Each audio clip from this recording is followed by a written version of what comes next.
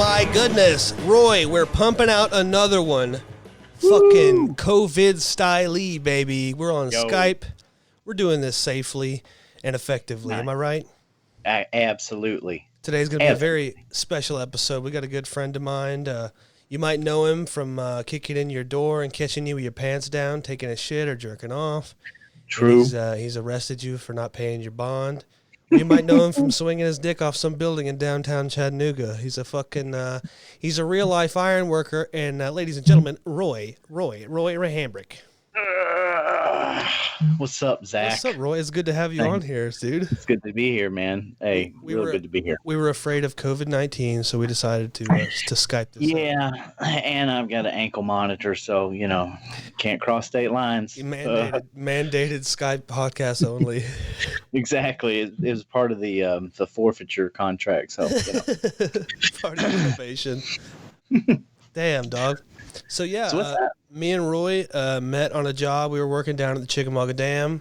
Roy came in as an apprentice, and I pretty much took him right under my wing, which is strange because I'm younger than him, and that's, it's kind of a weird thing, man. It's got to be strange being older than someone and coming on a job and learning from them, or at least, even if you're not learning from them, I mean, you got to kind of fucking listen to them a little bit, or... Sure. That's got to be strange, isn't it, being... Not really. When I was younger, I hung out with older people, and as I get older, I hang out with younger people. So it's kind of weird. But when I joined up the union, I pretty much knew what I was getting into, and so my whole outlook on it was, well, I came from maintenance background and management background, and I've worked with people young and old, and and I pretty much I really don't judge anybody on age, right. And so I came into this just kind of with open arms. I didn't know how to build a building or anything like that. I can change out bearings, and I can work on, cars and stuff. But, as far as actually laying out a building, putting it together, so it was pretty easy for me. So, and plus my work ethic allows me just to go in and do the job. I don't screw around. I don't. You don't. You work good, man. No, you know what I'm saying? I just go in and I'm like, what do you want me to do? If they tell us we're going to clean turds out of the shitters, that's what I'm going to do. See, man, I got fucking humility, ego problems, man. I can barely take, I'm not going to call them orders, but I can barely take direction from someone that knows what the fucking deal is. I have a problem with authority. No shit. Yeah. It's not a huge problem because I know now I have to actively try to be fucking humble on a job or with anything in life. Yeah. And it's tough though, man. And it's got, I don't know. I tried to put myself in your shoes a couple times thinking like you might anyways. Mm-hmm. And it seems difficult to try to fucking, to start over. I mean, you're not old. How old are you? It was, I just turned 40 and I started when I was 37 in ironworking. So, and I primarily was a welder, wanting to be a welder, and somebody that was at my college was an iron worker, and I didn't even know how to spell iron worker. So they asked me you need to come and check this out, and I really dig it because I'm not really afraid of heights, never have been, I can work up high, and I thought, well, man, this has got you learn a lot of good stuff, but I don't think you're ever too old to learn. That's and if you feel that way, then you're stupid. Yeah, you're probably one of the. You're probably one of those people that should be pushing up. Doing. The thing about ironworking that bothers me, man, heights. You can get used to heights. You can get used to the whole thing and get complacent. But sure, what worries me more than heights on the job is people dropping shit or me dropping something. Sure.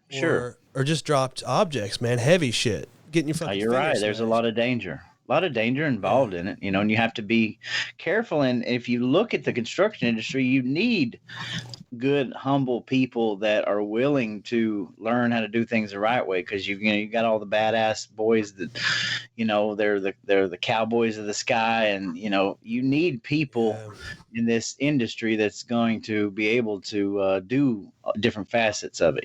That's what I. And there's very few real fucking cowboys like that too, but they do exist. Everybody wants to be one, but I've met a couple, and it's you can't touch them, man. You're gonna be a ground man if they're working. because they're gonna smoke your ass. Yeah. It's cool, man.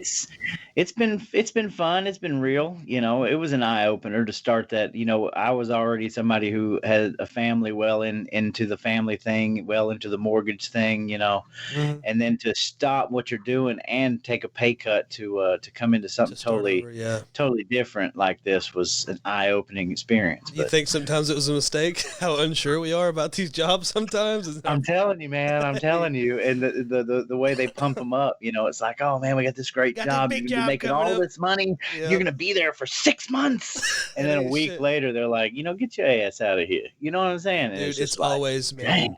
The fucking hall was always getting my hopes up about big work coming up, and then, you know, I all the time. You know, we're going to build the next space shuttle to Mars, and then it never happened. So, you know, it's like anything else, man. And I, as you know, being on the job with you, you've seen me in my little freak out, you know, mode. So I'm still coping with that, but I'm doing a lot better now. You know. So yeah. What do you have trouble with? If just there was something... because I have never in my life since I was about 13 years old been without a job. But, you know, I'm a pretty loyal person when it comes to work. So that being said, like, you know, you get on these jobs and you become an iron worker where you work yourself out of a job. So and I was in a job for 13 solid years prior to this. So it was an eye opener when the layoffs start, you know, because I was fortunate. My first job lasted a year and a month, you know. I was like, oh, I got this in the bag. And then you go to the next job. It's literally like 5 weeks and then bam, you're out the door. And I'm like, whoa, you know. Yeah, so it is different trying to, I mean, I'm glad I got into it a little younger because like I wish I had have. I'd worked at fucking Food City, or it was Bilo at the time, worked in the deli forever, and that's what I thought a job was. I understood that people had different jobs and stuff, but I figured, you know, you catch a job and you're on a job, but then I started getting layoffs and furloughs and, you know, not doing right with my money. You know, spend it, make a fucking lick, make a big old lick, and then like, oh fuck, I just spent it on this shit and I'm getting laid off. Like, what am I gonna do now? Yeah. It's a motherfucker. You can't make plans, man. No, if you do, you better have a couple grand to back it up. I'm trying to do it. When you talk about the word humbling, to me, being in this business has humbled me to really look at the bottom line of things and really look at the future and say, okay, you know, I know this isn't going to last forever right here. Put some back, you know, and it's kind of curbed my spending, curbed everything I do. And it's actually helping me to become more of the adult that I should have been 10 years ago, you know? Yeah. You know, it'll all work out. And I had a good friend of mine tell me that to calm down, not to worry, it's all going to work out. And so far it has. So, you know, thanks, man. Appreciate it. It always does, man. So have a little faith. We said a second ago, man, you were a bondsman before your maintenance job. You still are a bondsman. Okay. I've never been without the bail bonding company. My father started in bail bonding, I believe, I want to say 1993 for a Chattanooga bonding company. And, you know, after several years of doing it, the year 2000, he decided he was going to go out on his own and start his own company. So now we're 20 years in. We got 2 bonding companies in 2 different counties, and it's going pretty strong. It has been for some time. So I bet motherfuckers need bonded out, period. All the time, even through COVID. Yeah, no, I bet. Yeah. Now, what's your damn recovery process looking like now? Are y'all going out? Well, no, actually, everything is slowed to a crawl. It's funny you mentioned that. I spoke to one of the bounty hunters that I go out with quite a bit, and he told me within the last 3 months that he's went and apprehended 1 person. So it's dead. Things are really dead. So I wouldn't want to go hunting no motherfucker. I mean, we're still making bonds, but even the court systems are put off, and nobody's going to court right now, and the cops aren't arresting a lot of people. So, you know, it's slowed down quite a bit. Yeah, I'd imagine so. And being a bondsman and going and recovering fugitives like that, man, like you see the worst of humanity. I bet you see some terrible things. a lot of people think I'm a nice guy, and which I am a nice guy and everything, but they kind of get taken aback because I'm not the kind of rowdy fighter dude, and they like, oh, well, you actually bounty hunt, and but Yeah, we were clowning your ass. We were clowning your ass when you said that. Yeah, I get and it. a lot of people think it's it's Hollywood-esque and Dog the Bounty Hunter and dressed Of up, but it's course. really not that glamorous. It's kind of more literally investigation and discovery is what it Yeah. is. You do a lot of footwork, and what you do is you try to be smarter than them and find them. You don't want to get yourself in a position where you're going to get hurt, Of course not. and so that's what we do. Yeah, and And we were clowning sometimes you. We were clowning you and shit on the job, saying like, "Oh, Roy, no goddamn," because you're the nicest fucking dude, bro. Mhm. And you don't seem like a tough guy or nothing, but I'm you not. pointed it out. I'm Like just when smart. someone's got a gun pointed at you and any kind of authority they're trying to lay down on you, you're going to fucking listen to them. Right. Not only that, but there's a lot of people who like to act tough, but the way I look at it, if it gets down to that, I'm just going to pull it out and I'm going to shoot you, and that's Yeah. it. There's talkers and there's doers, so I try to keep myself out. I try to de-escalate the situation, Yeah.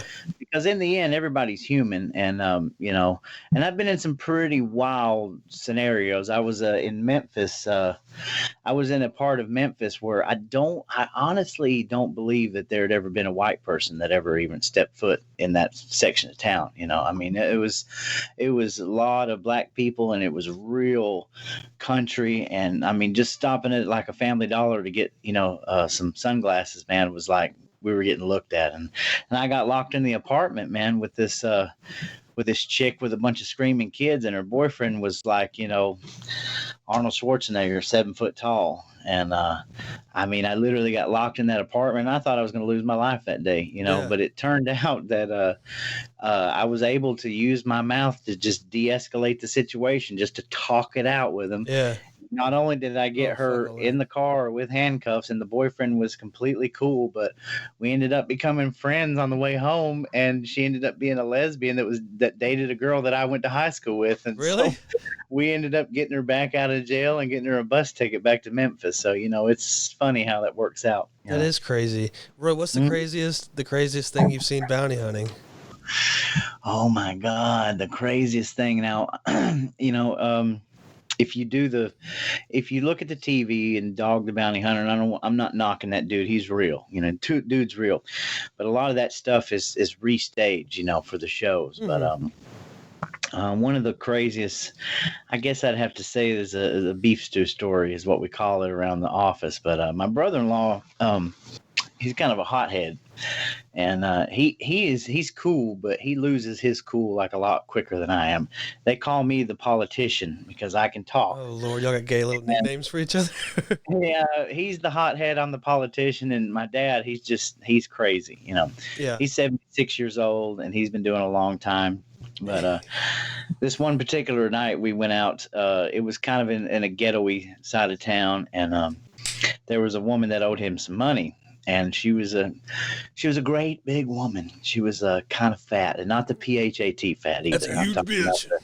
Talking about the FAT fat. And I can't remember what that bitch's name was, but anyway, we went to this house. It was right on the corner of this street, and there was a duplex across the street, a church across the street. It happened to be a Wednesday night, so didn't really know what we were getting into. We thought we were just going to pick up a payment or something, And we walk inside, and it's something out of a David Lynch film. You just kind of walk in, and there's really no walls. It's like a huge kitchen and a huge living room, and just open space everywhere, and all this weird old furniture, Yeah. And the light bulb hanging down with a string. Oh goodness. So this big, huge woman is pad. sitting there at the table, and she's eating like this fucking beef stew out of like a big pot, A whole pot of fucking beef stew? Yeah, I mean, like it was, I mean, I don't even know if she had utensils. For all I know, she could have been scooping that shit out, drinking it out of the pot. I'm just sitting here staring at this thing going, okay, I'm waiting on David Lynch to pop out of the corner with a camera, So we walk in, and the guy that owns the house, his name is Raymond, and he's a fat Raymond. You know what I'm talking about, the beer gut, where it's just pretty much flat chested, and then the huge Dunlap.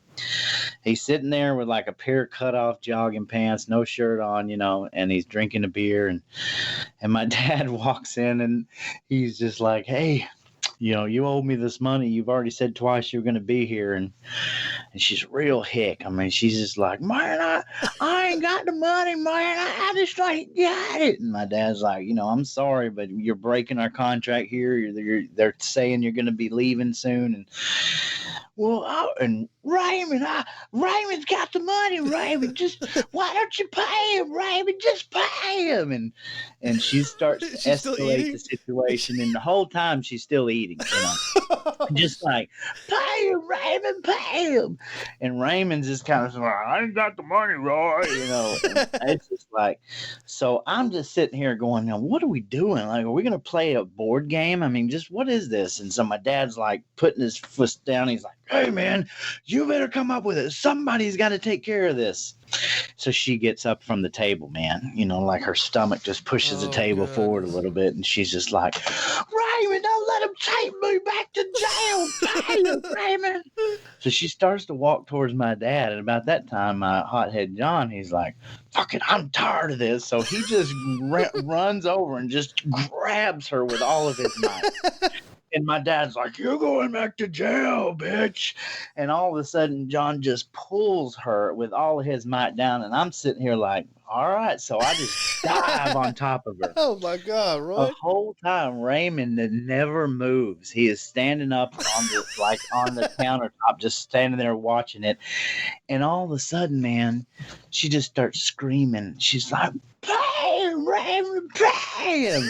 And as she's screaming, man, chunks of beef stew are coming out of her mouth and just falling all over me. That's fucking gross. At this time, this woman's rolled around. My brother-in-law's on his back, and he's got a hold on her, but I'm grabbing one of her arms, and my dad, he's got white hair, like the old comb over, and he looks right down at her, and he goes, you think I like fucking doing this shit? And he's screaming, and she's screaming, and beef stew, and then she starts farting, man. I mean, just like she's so nervous, and my brother-in-law's got a hold of her, squeezing her, and I've got a big-ass arm trying to get her, and she's just like, boom. Was she strong?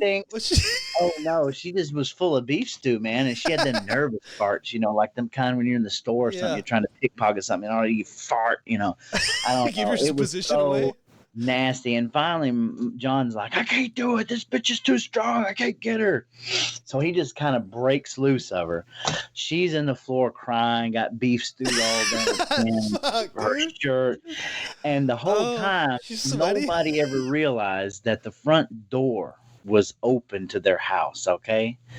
All right, across the street, it's church service. Oh, my God. Wednesday night. And all of a sudden, I look out, and there's like 5 or 6 people that are coming out of that church looking like, what the hell's going on over there? And I said, we got to get out of here now. And so we jumped up, and we're like, we'll see you Monday.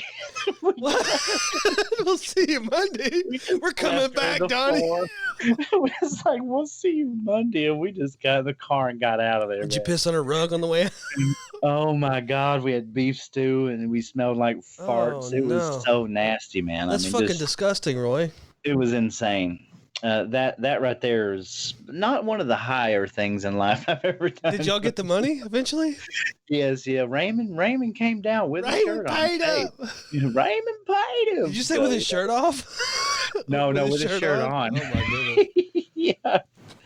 It was pretty wild though, man. I'll never forget that one. Yeah, that sounds like a terrible fucking time, man. It was something else, We've had high speed pursuits with police, or you guys just off fucking chasing cars, saying, "Hey!" Well, we had a big one over here in St. Elmo, and it was some of the Chattanooga people. I don't know. You were telling me about that the day after it happened. Yeah, that was pretty crazy. Dude went all the way from Flintstone on foot, evading cops, and he made it like 6 miles in like 2 hours. I mean, he was trucking it. Damn. And we ended up catching him over there behind one of the oil rig mills or whatever, and in the woods. And we ran. Walker County was with us, and we were actually in the woods. And one of the first times I've ever actually been like gun out in my hand, ready to shoot. Yeah. And we were Walker's one side, we're going up the middle, and we ran him right into Hamilton County. So that was pretty wild that day. Fuck yeah. Pulled a hamstring. Yeah, you came in limping. Yeah, yeah. I'm a little out of shape because I don't have. I have a syndrome. It's called no acetol, Oh, and where Jesus the Christ, acetol Roy. it Don't goes do up that on into my the stomach podcast. hole. Anyway, it was That's funny. fucking ridiculous, dude. That was a crazy day. So, ironworking, I guess, is pretty far cry from fucking bonding. But you're doing them both at the same time, kind of, aren't you? Yeah, well, things slowed down, and part of the reason I went into ironwork, or union for that matter, is because the union allows for you to have that time, and where I had worked for Shaw for so many years, if my father was to pass away and I have to take over the bonding company, I'd pretty much lose everything I had from Shaw, Yeah. But at least with the union, if I'm on a job, I can be laid off. I can go take care of business. I can come back anytime I need to. That is kind of nice about it, really. Yes, that was one of the biggest draws into the union, was being able to have that freedom. But you can't motherfucking plan on it, though. You got freedom, but it's improvised. You got to improv everything. No, like I was you're saying right. before, man, if you want to make plans, you got to have a couple grand to back it up. You got to be willing to fucking drag up on a job or goddamn ask for a layoff, and you don't know when you're going to go back to work. So you got to have some money to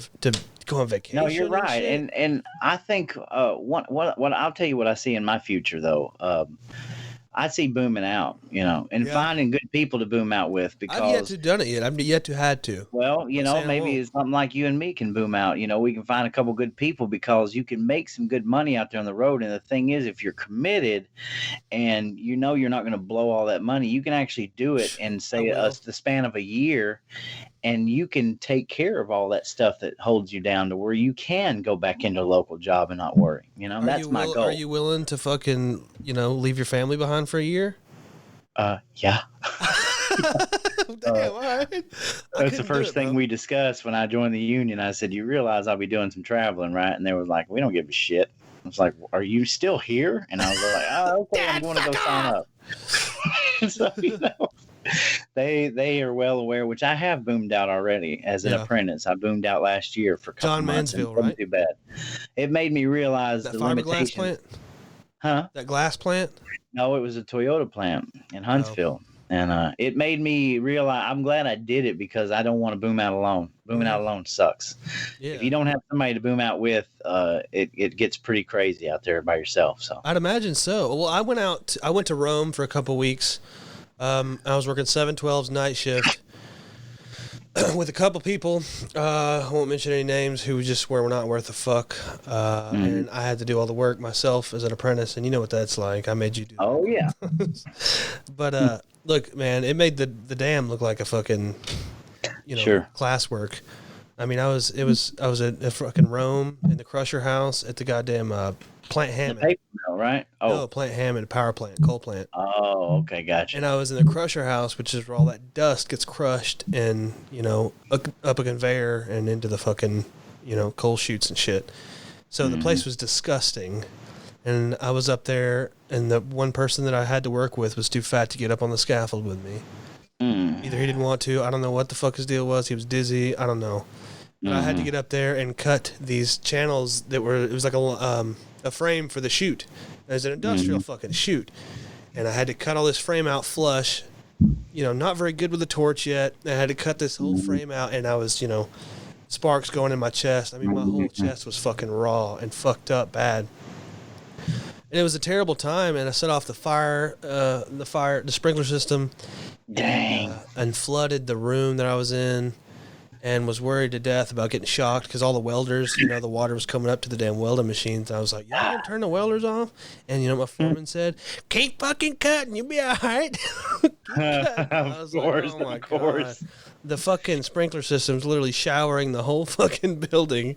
He's like, keep going. Yeah, and you really don't have a choice, man, in that situation. You have to keep going. I mean, it's crazy. And I hated that fucking job, and I was so ready to get out of there, and then that's the thing about this business, man, is you never know what's going to happen, because I was ready for that to be done, and then they're like, okay, you're going to go on day shift now so after the outage, and you're going to work 410. So I ended up working an hour and a half away for like 4 or 5 months, working 40 hours a week, and it just fucking killed. But booming out alone, I guess that's not really considered booming out, but I I was not happy. It was not a good time for me. No, I did that for 5 weeks too, brother. I went to the Tullahoma, and from here, that's a solid hour and a half every Yeah. day. And the only good thing about it was that the time changed. So in the morning, I could leave at the same time, but you You lost show the up. entire day Yeah. working 10, 12 hours. So Yeah. but I mean, Lose it on the that's way we back. get in we get into this for fame. I mean, not fame, but fortune. We want to make money, and there's money to be made. But A lot of unfortunately, it.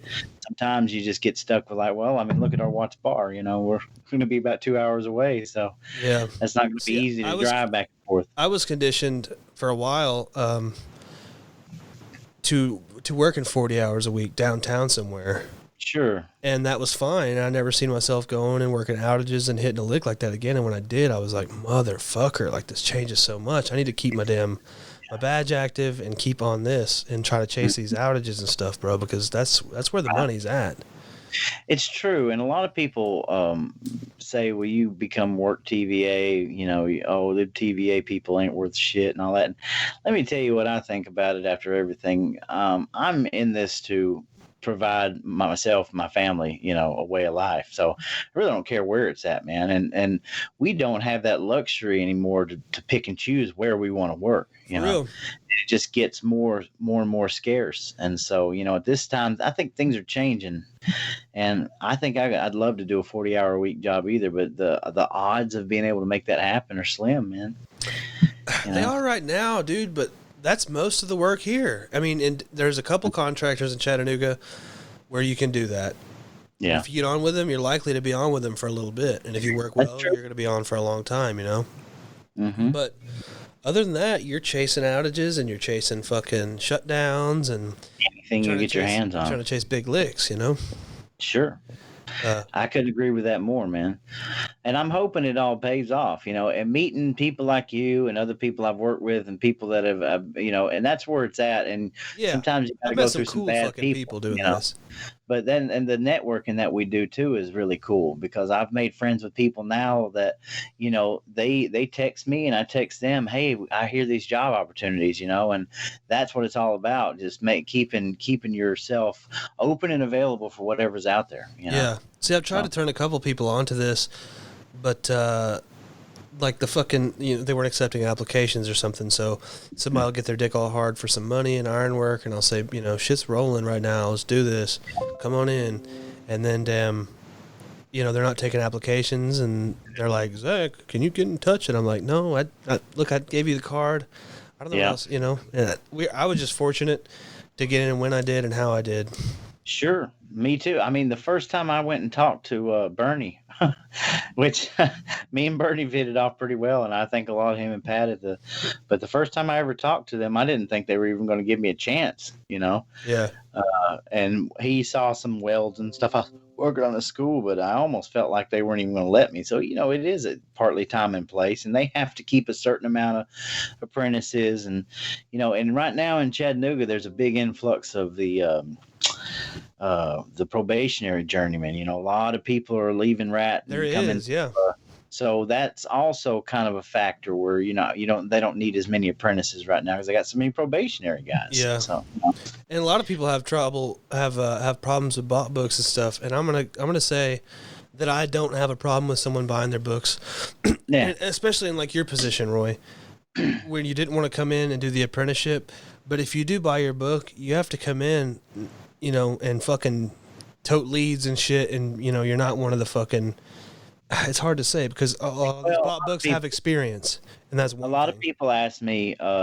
A lot of people ask me that when they meet me, that's the first thing they say was like, you're kind of older. Why didn't you try to just go and buy your books? And why did you do the apprenticeship? And I said, for starters, I don't know a lot about ironwork. I've never been in this before. I've never been in hard construction. I said, and secondly, I'm smart enough to know my role. Just because of my age and everything, that doesn't have anything to do with it. I'm going to show up. It's all about work ethic, man. It's all all about having that work ethic. And if you have a good work ethic to where you don't let anything else get in the way, but hey, and a lot of people don't know how to take that, they like, oh man, you don't have to do that. You're not going to get in trouble. And I'm like, you don't understand. That's just the way I operate, Yeah. Whenever I go to a job, give me the task and let me do it. And it doesn't mean I'm better or worse than anybody, but it's all about work ethic. Sure. So, and you get seen when you do well on jobs too. You know that. You get noticed.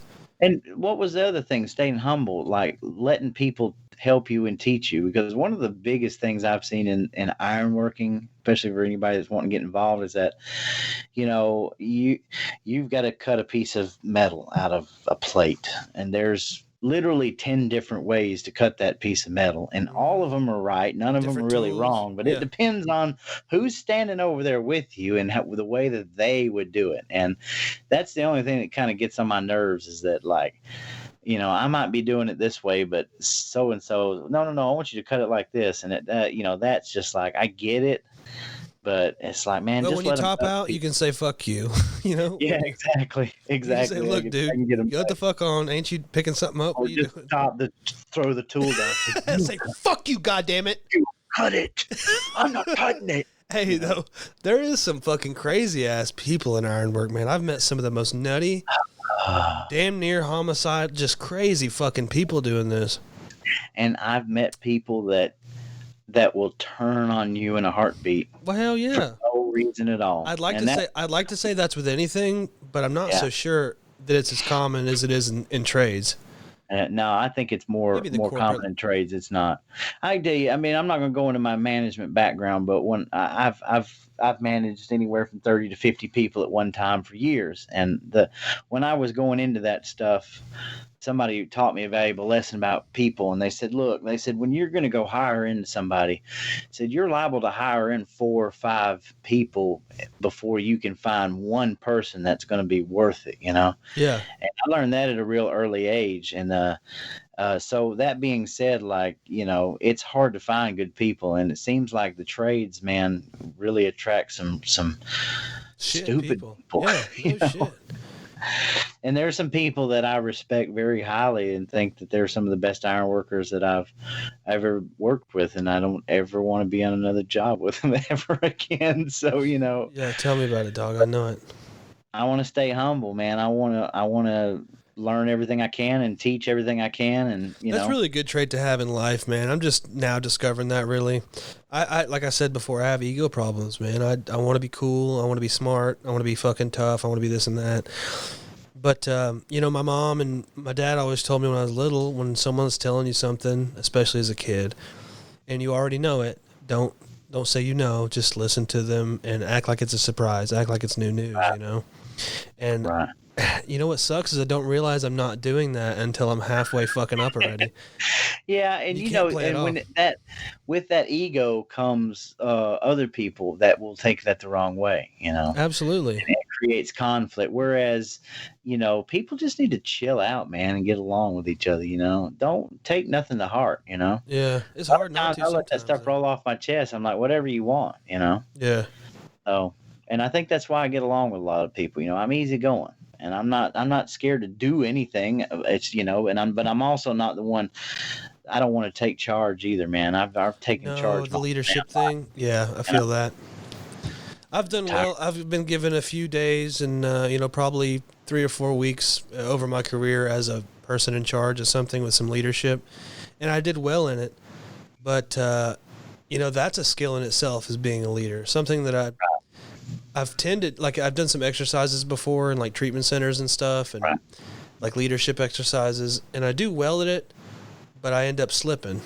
I end up losing interest in having that. I'm a fucking follower, and I've come to accept that, and I'm cool with that.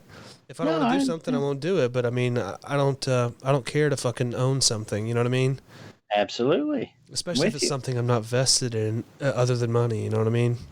Absolutely. But me and Deanna were talking in the last podcast about the value of work and how that's changed for me recently. Just staying busy, keeping my hands and my mind working together to do something. Yeah, absolutely. It's without fucking parallel, man. And I don't understand how. Maybe, and it might just be the way I'm feeling about it right now, honestly, because like I also said that sometimes I'm the exact opposite. I get fed up with it. I'm done. I want to do anything else but. Especially if I get onto something I'm really interested in. I don't care nothing about work. I do it for money and that's it. But man, I've really the past few weeks I've been feeling the value of staying busy and the value of working. Sure, man. And doing good work too. Mm-hmm. I don't know what it is, but anybody that knows me and especially my family would tell you I've never been probably without at least a couple jobs at a time, and I've always stayed busy. I don't know, it's like addictive. Work is addictive to me. Like I always feel like I have to have 5 or 6 projects, and yeah, I don't know what that means, but well, I've known people like that too, man. Workaholics. It's something for a reason. I'm always doing something.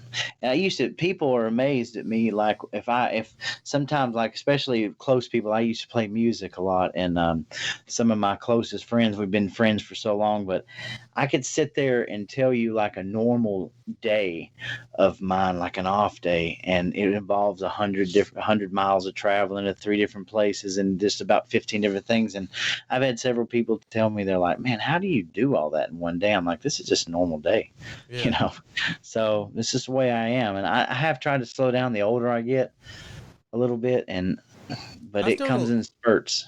But I don't know, man. I've known a lot of people they're like that. They like to work, workaholics. They catch a lick or something and get addicted to it. But I think it. But like they work the whole life away, Roy.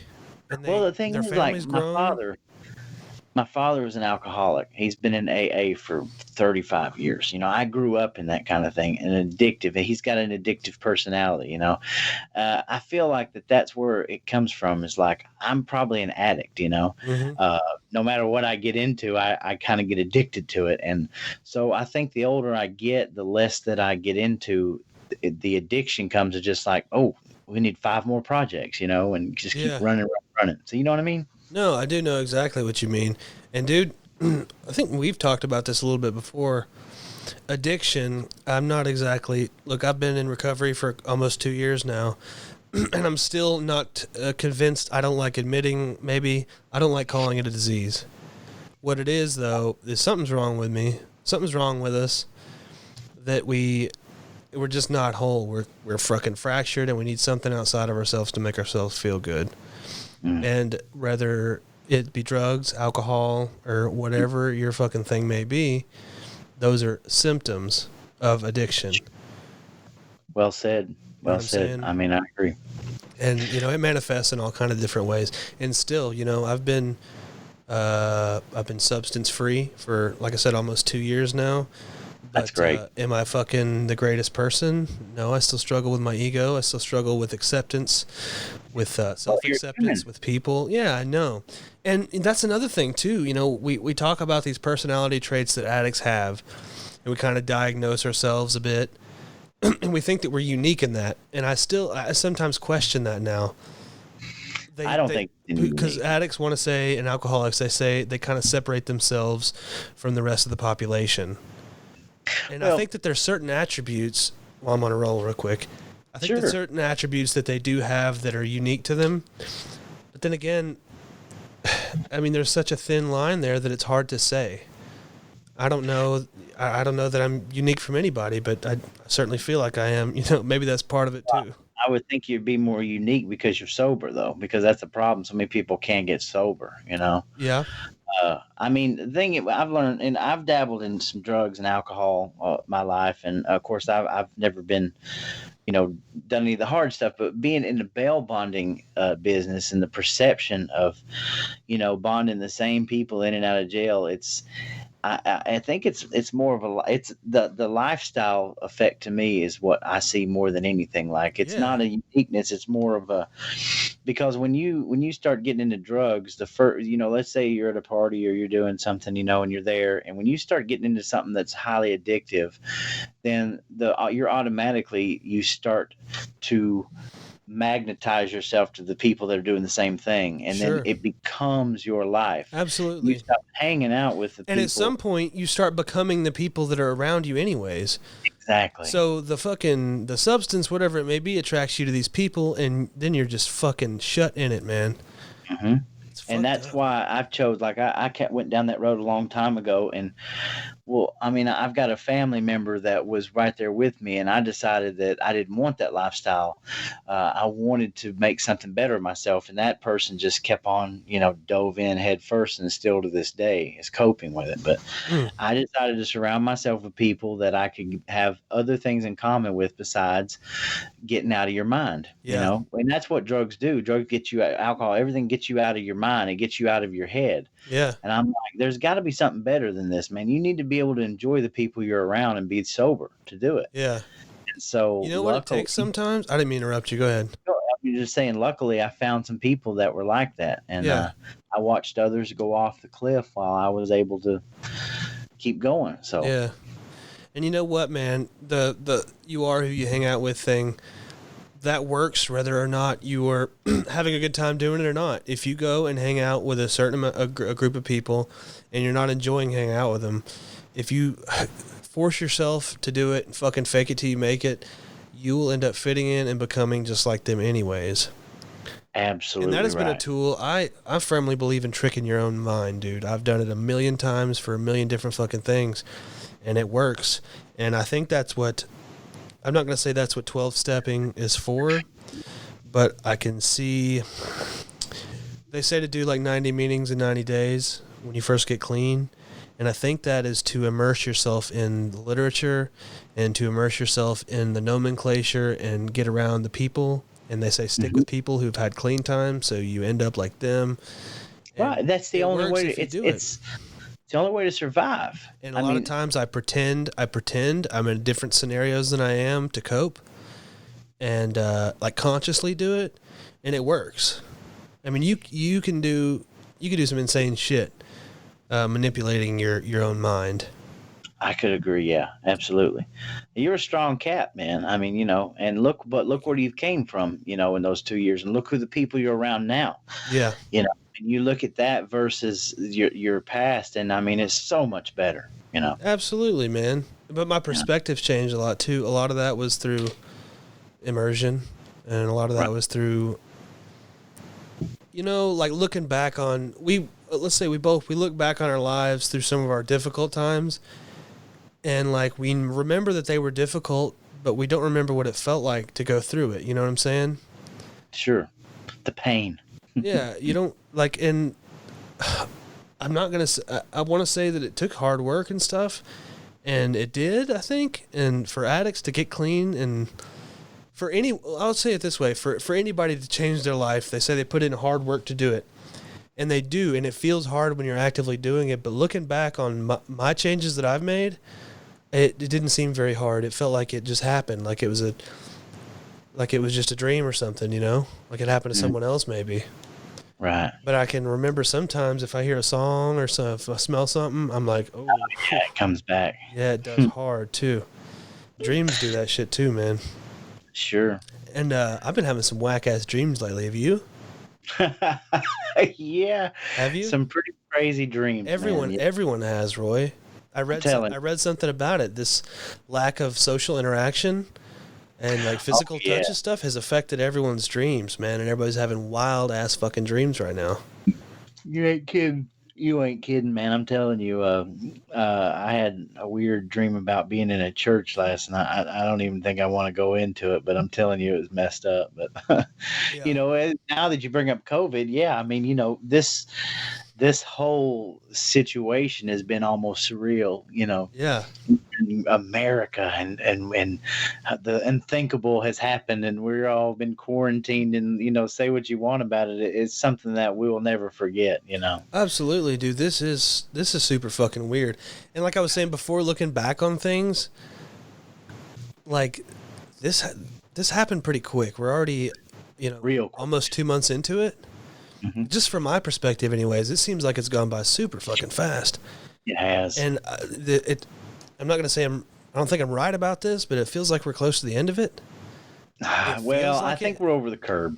Yeah. We might very well be over the curb. Maybe. What about this second fucking wave type shit they're talking about, man? What do you think? Yeah, I don't know. I mean, like I know some COVID that's hitting close to home right now, and Man, I just don't know. This is how I'm looking at the whole situation. I'm not a very religious person, but I found my peace with who I think what God is and everything. But I let the chips fall where they may as far as I can. Like, I'm a logical, reasonable person, and I'm trying to go through this life. And primarily because I have a family, I can understand how some people that don't have a family, but when you're responsible for other people in this world, like literally their responsibility rests on your shoulders, Mm-hmm. you have to think about them. So within all logic and reason, Fucking I'm bummer. doing everything I can to keep everybody safe. But Yeah.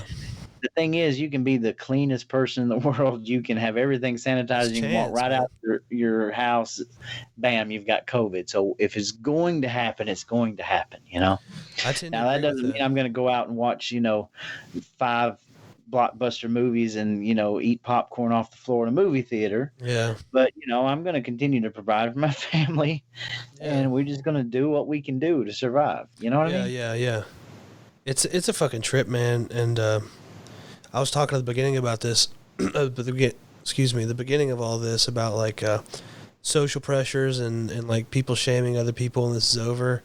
And you start seeing it now, man. Like, it's my fault for looking on Facebook, but that shit affects me, dude. Like seeing people argue You about it gotta on stay off. Facebook, and I don't know what to think about it, dude. I try to like take a little look at everything, and maybe that's a bad thing. I don't really trust the news. I don't trust any of that shit. Nothing I'm reading or watch on TV.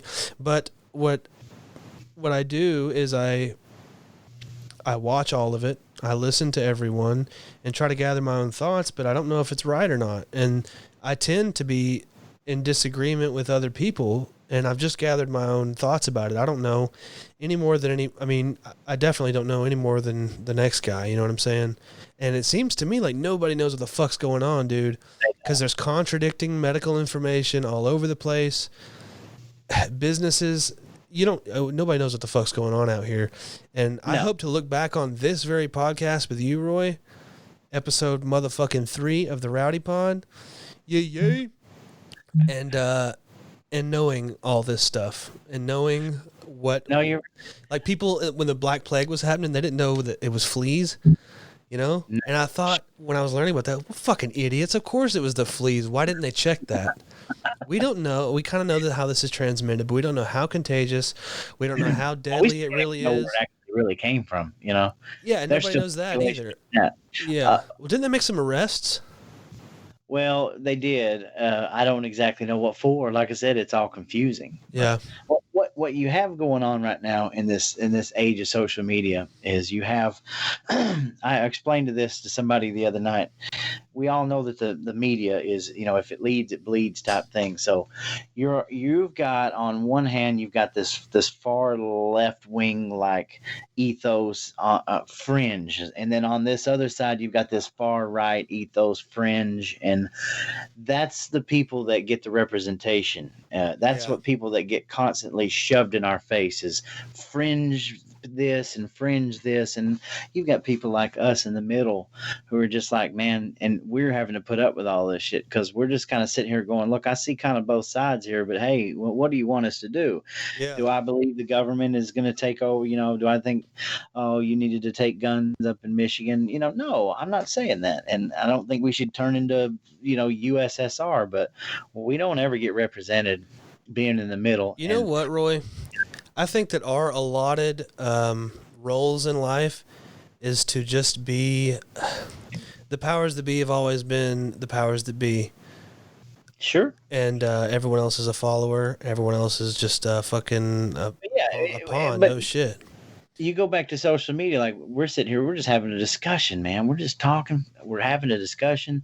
And you open up Facebook and it's like such and such news media, blah, blah, blah. This is the way it needs to be, blah, blah, blah. And everybody's got their opinions out there and they're all flashing each other with them. And it's just like, I think 20 years from now, we look back on this huge social experiment and see how bad it's messed up our brains, with Facebook and everything else. Most definitely. And now we're addicted to social media, Roy. I am anyways.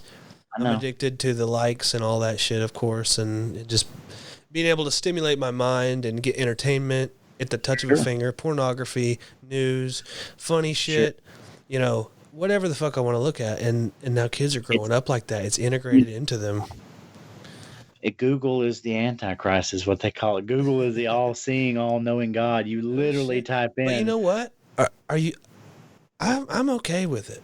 I think. Well, I mean, we have to be. It's become ingrained in our psyche now. It's our collective conscious. Our phone is an extension of our body. To go against it is very uncomfortable and impractical now. Well, it's hard. Can you imagine what you did without it?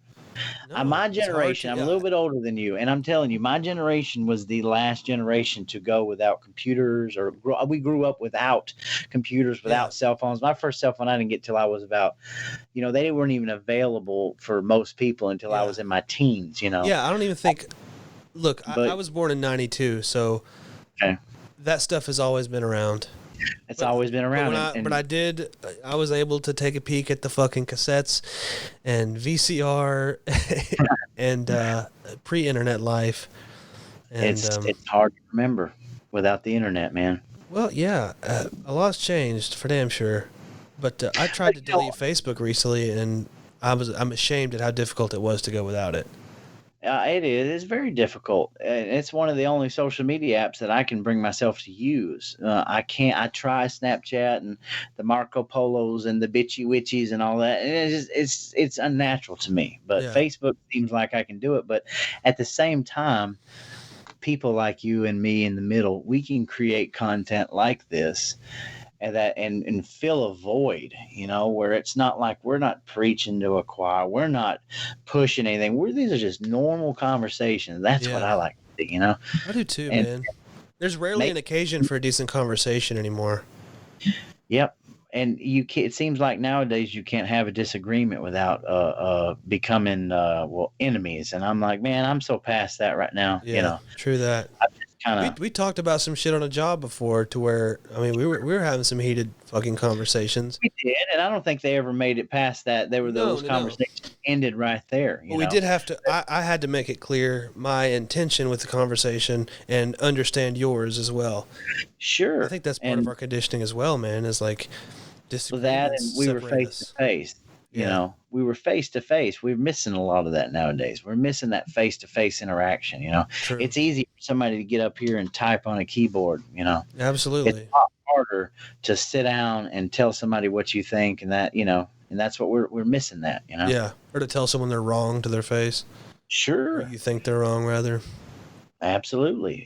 You can agree to disagree on things, and you can find some common ground. It can be difficult, though.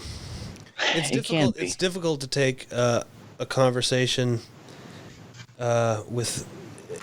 these days, anyways, past topical conversation. It's true, because I really don't like talking about politics. I don't know enough about them to speak on them. I don't like talking about you don't talk about much, and nobody wants to talk about their fucking how they feel and shit. Which is fine. I don't really care to hear about how people feel either. But I mean, it's just like COVID. Conversations. I feel like conversations without drugs are, they're few and far between a decent one, anyways. Mm-hmm. And the ones that you have on drugs and alcohol, don't nobody give a fuck about that in 45 minutes. It's going. And everybody just listen to themselves talk. That's true.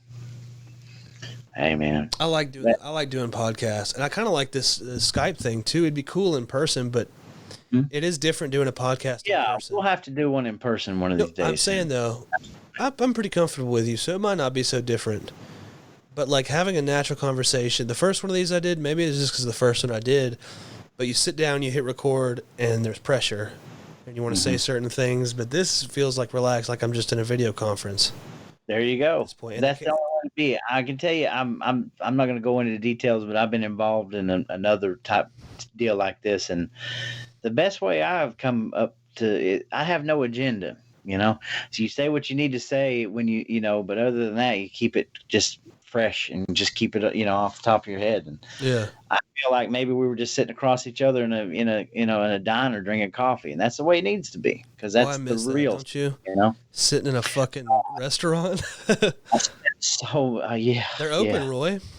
Well, they are. I went by a barbecue place today, and I was like, "Damn, I want to stop in." And there's so many cars there, and I'm like, I haven't done it yet. I walked into a Mexican restaurant to get some to go, and the motherfucker was packed full of people drinking margaritas. Everybody's running around like crazy today. So, dude, and if you've been out on the roads through this entire thing, the motherfuckers have not been bare once. I mean, Chattanooga, downtown Chattanooga was, and some places like that, like fucking big city areas look a lot emptier than normal. But the highways, man, like, on the outskirts of Chattanooga, Hickson, North Georgia and shit, they've been packed the whole time. You got that right. Well, anyways, Roy, it's been great having you on the show, man. I think we're going to put this to bed and do this again hopefully soon, man. Okay. All right. I've enjoyed it. It's been It's been awesome. Being part of your podcast. You got anything you want to plug here? No, not really. Roy's Bonding when you need a friend. We do Walker and Chattooga County. If you're halfway decent of a person and you're not a big wussy, you can come down to the hall and maybe join the apprenticeship. If they accept applications. Other than that, no. If anybody does happen to catch this, I was the drummer in Sister Claude for 13 years, and we kind of played the circuit for a good long while. And there's I think some of our paths may have crossed a lot later, earlier in life. We didn't know each other, but represent Sister Claude. So All right. It's all good. Well, Roy, I love you, buddy. It was great having you on here. We'll catch you on the flip side, dog. All right. All right. Peace. Play it cool, brother. All right.